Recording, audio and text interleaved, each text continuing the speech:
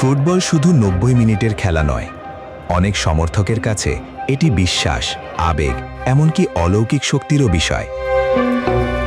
BBC এক প্রতিবেদনে উঠে এসেছে, বিশ্বকাপের সময় বিশ্বের নানা প্রান্তের সমর্থকেরা নিজেদের প্রিয় দলকে জেতাতে নানা ধরনের আচার, প্রার্থনা, তাবিজ, এমনকি জাদুবিদ্যারও আশ্রয় নেন। ২০২২ সালের কাতার বিশ্বকাপের সময় আর্জেন্টিনার সমর্থক ডালিয়া ওয়াকার বিশ্বাস করেন তাদের দলের বিশ্বকাপ জয়ের পেছনে অতিপ্রাকৃত শক্তিরও ভূমিকা ছিল। তিনি ছিলেন লা ব্রুজিনেতা নামের একটি দলের সদস্য। এটি ছিল এমন একদল নারী যারা নিজেদের আধুনিক যুগের ডাইনি বা জাদুশক্তির চর্চাকারী বলে পরিচয় দিতেন। তাদের দাবি, মোমবাতি জ্বালানো, প্রার্থনা, তাবিজ ব্যবহার এবং বিশেষ কিছু আচার অনুষ্ঠানের মাধ্যমে তারা লিওনেল মেসি ও আর্জেন্টিনা দলের জন্য ইতিবাচক শক্তি পাঠাতেন।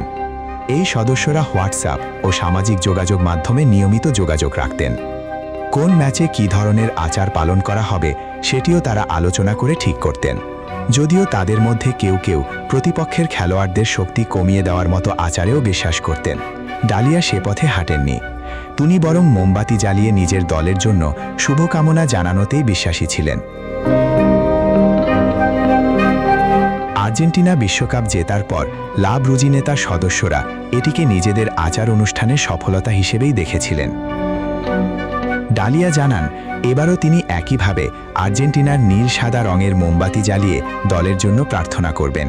তার ভাষায়, যদি কোনো কিছু একবার কাজ করে তাহলে পরের বারও সেটাই করা উচিত।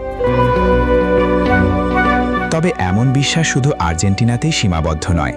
২০২২ সালের বিশ্বকাপের আগে পেরুর একদল শামান জাতীয় দলের সাফল্য কামনায় বিশেষ আচার পালন করেছিলেন, যদিও শেষ পর্যন্ত দলটি বিশ্বকাপে জায়গা করে নিতে পারেনি। আফ্রিকার অনেক দেশেও ফুটবলের সঙ্গে আধ্যাত্মিক বিশ্বাসের সম্পর্ক অনেক পুরনো। অনেক সমর্থক ম্যাচে তাবিজ, বিশেষ অলংকার বা ঐতিহ্যগত প্রতীক ব্যবহার করেন। তবে ২০০২ সালেই আফ্রিকান ফুটবল কনফেডারেশন জাতীয় দলগুলোর সঙ্গে তথাকথিত তান্ত্রিক বা টিম অ্যাডভাইজার রাখার ওপর নিষেধাজ্ঞা দেয়।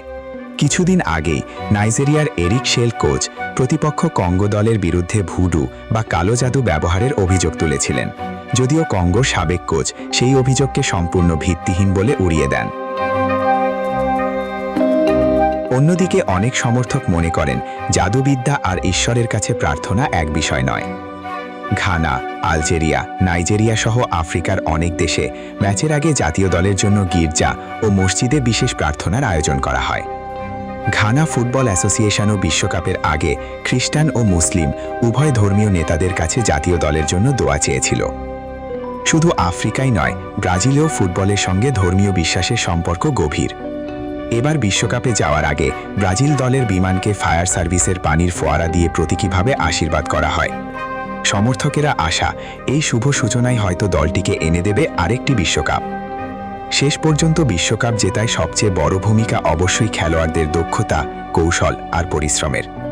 তবে বিশ্বের কোটি কোটি সমর্থকের কাছে বিশ্বাস, প্রার্থনা কিংবা সৌভাগ্যের প্রতীকও ফুটবল উৎসবের অবিচ্ছেদ্য অংশ হয়ে আছে।